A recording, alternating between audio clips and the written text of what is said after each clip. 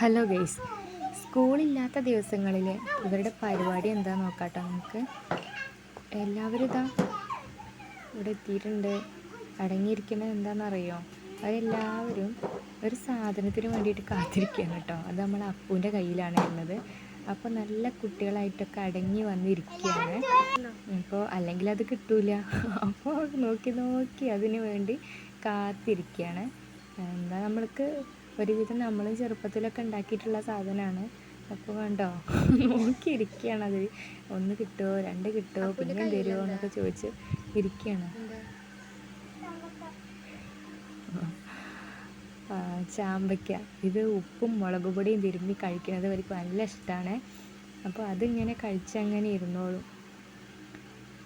ധനുട്ടിക്ക് നല്ല ഇഷ്ടമായിട്ടുണ്ട്. അവൾ തന്നെ ആദ്യമായിട്ടാവും ഇങ്ങനെ കഴിക്കുന്നത്. അവരുടെ കൂട്ടത്തിൽ, ഇപ്പോൾ കുട്ടികളുടെ കൂട്ടത്തിലൊക്കെ കൂടി നല്ല ഇഷ്ടമായിട്ടുണ്ട് അവൾക്ക്. ഇതൊക്കെ